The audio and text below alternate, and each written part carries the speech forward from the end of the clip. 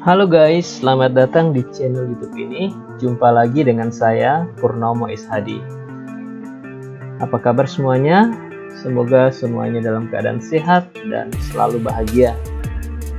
Pada video ini saya akan menyajikan perkuliahan online.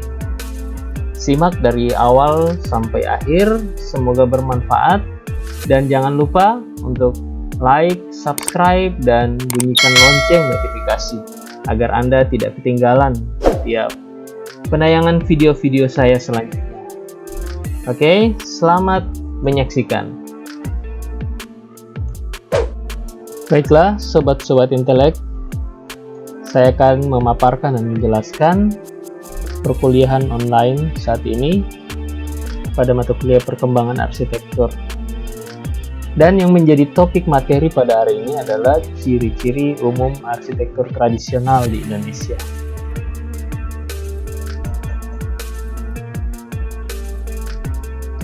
Sebagaimana kita ketahui bahwa arsitektur tradisional di Indonesia adalah arsitektur yang merangkum keragaman bentuk dan teknologi yang mencerminkan ciri daerah dan kayanya warisan sejarah.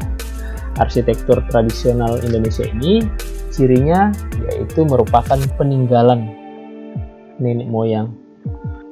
Ciri-ciri umum tersebut bisa terlihat dari bentuk rumah panggung dengan fondasi tiang kayu, pemanjangan bumbungan atap, teknik konstruksi dengan penggunaan bahan bangunan alami, serta cara menyusun tiang dan balok yang khas, dan gagasan rumah sebagai perlambang tetap.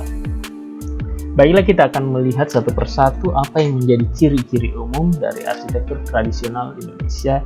Yang pertama yaitu bentuk rumah panggung. Kita ketahui bersama bahwa rumah panggung dapat ditemui di hampir setiap daerah di Indonesia. Meskipun tidak semua arsitektur tradisional di Indonesia menggunakan rumah dalam bentuk panggung. Pada rumah panggung tersebut, terdapat penggunaan tiang sebagai fondasi rumah. Dalam hal ini, fondasi itu meninggikan bangunan dan memiliki kelebihan dalam hal ini sebagai daerah yang beriklim tropis. Pada tiang ini berfungsi juga untuk menyelamatkan rumah dari bencana banjir karena posisi yang tinggi. Selain itu, celah-celah pada lantai dapat berfungsi sebagai ventilasi pada saat cuaca panas. Rumah panggung juga terdiri dari beberapa elemen struktur, diantaranya yaitu balok-balok penguat silang, balok pengikat kolom bagian atas, balok pengikat kolom bagian bawah, angkur, pasak, serta terdiri dari fondasi batu kali, atau disebut juga fondasi umpak atau fondasi telapak. Pada bagian ruang bawah tanah sering digunakan sebagai kandang hewan peliharaan dan juga bisa digunakan untuk menyimpan perkakas serta menyediakan tempat kerja yang teduh.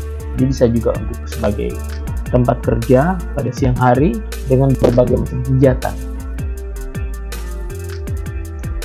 Bentuk rumah panggung juga terdapat di banyak daerah.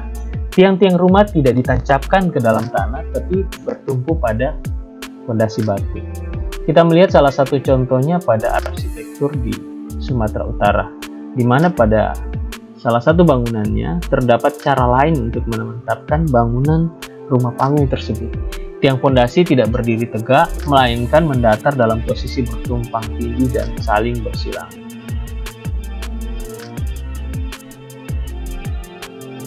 Konstruksi pada rumah panggung ini juga memberikan kemudahan bagi pemilik, karena apabila ia ingin pindah, ia tidak perlu lagi mengangkat, merubah, membongkar, tetapi cukup untuk memindahkan ke tempat yang baru. Yang berikutnya, yang kedua, adalah pemanjangan bumbungan atap. Gaya pemanjangan atap ini merupakan peninggalan peradaban kuno yang dimaknai sebagai identitas setempat yang memiliki makna perlambang khusus. Pemanjangan bumbungan atap banyak juga dikembangkan di beberapa arsitektur di Nusantara, seperti pada rumah-rumah Batak, Karo, rumah orang Minangkabau, dan juga rumah bangsawan di suku Toraja di Sulawesi Selatan.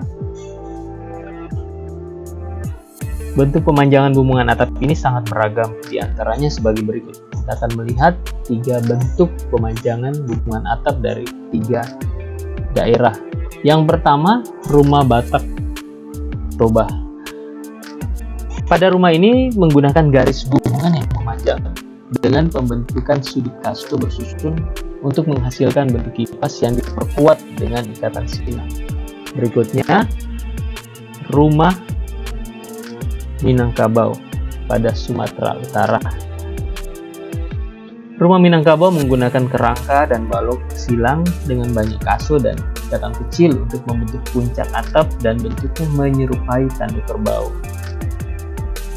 Yang berikutnya, rumah Toraja di Sulawesi Selatan. Rumah Toraja memiliki bumbungan atap yang lurus yang ditambahkan dengan balok-balok di setiap ujungnya, membentuk sudut ke atas dan keluar untuk kerangka penyangga atap yang membutuhkan dukungan tambahan dari tiang tambahan. Dalam hal ini disebut dengan istilah tolak samba. Posisi tiang tersebut berdiri tunggal pada bagian depan dan menjadi penyangga tiang tambahan. Selanjutnya, ciri umum arsitektur tradisional yang ketiga, yaitu pada konstruksi bangunan. Arsitektur tradisional Indonesia hampir seluruhnya terbuat dari bahan alami atau hayati seperti kayu, bambu, daun palem, rumput lalang, dan serat tanaman.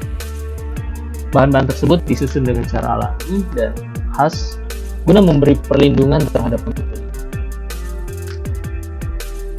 Cara yang dipakai untuk menyusun semua bagian menggunakan teknik penyambungan yang boleh dikatakan canggih karena tanpa menggunakan paku, yaitu dengan cara diikat ataupun dengan menggunakan pasar kayu.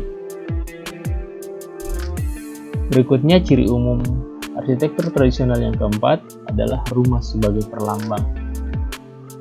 Dalam artian, rumah dalam arsitektur tradisional Indonesia tidak sekedar berfungsi sebagai tempat tinggal semata. Rumah, baik secara keseluruhan maupun pada bagian-bagiannya, menjadi perlambang dan berhubungan erat dengan kepribadian dan pandangan hidup. Rumah dipercaya memiliki nyawa dan karakter tertentu, sehingga proses pembangunannya disertai berbagai upacara agar yang menempati tidak hanya dapat hidup selaras dengan